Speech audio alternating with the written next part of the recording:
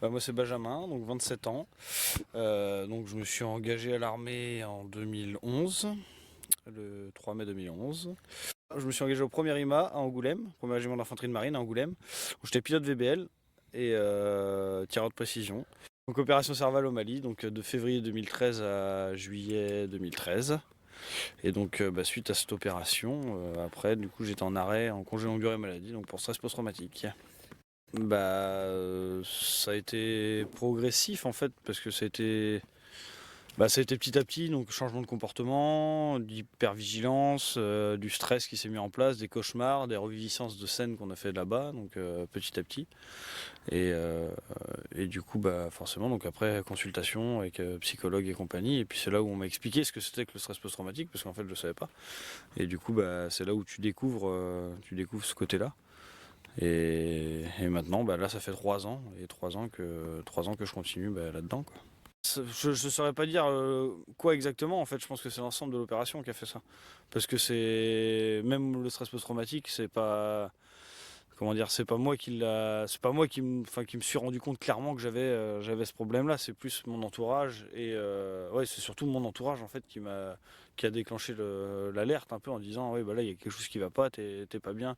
Voilà, consommation d'alcool, prise de drogue et ainsi de suite, comportement inadéquat en fait à la situation, et du coup petit à petit, voilà, en allant consulter, c'est là où on s'est rendu compte que oui, effectivement, il y avait quelque chose, une blessure qui s'est installée suite à l'opération Serval. Après, quoi en particulier, voilà, je pense que c'est l'ensemble de l'opération qui a fait que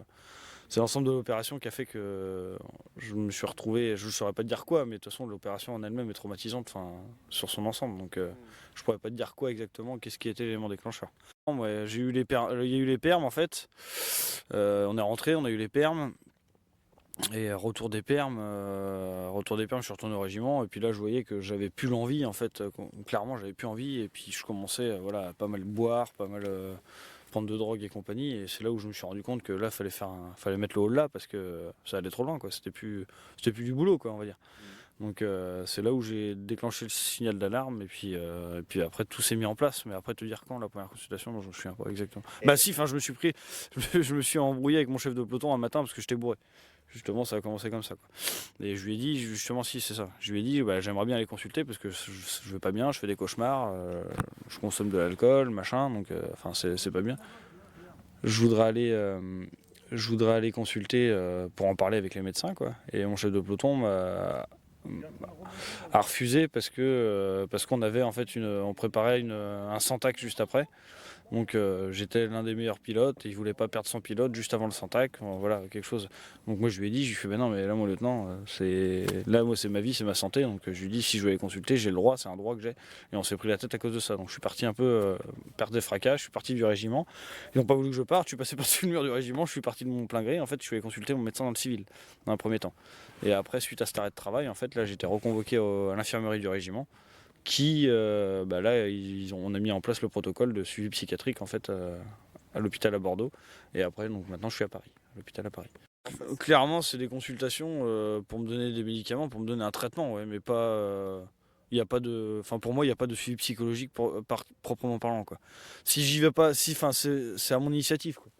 Si je fais pas, ouais, j'ai demandé pour voir un psychologue en dehors. C'est presque comme si on leur demandait la lune, quoi, à la limite. Non, il y a trop de monde, il n'y a pas de place, tout le monde est pris, donc voilà, c'est un peu démerde-toi, quoi.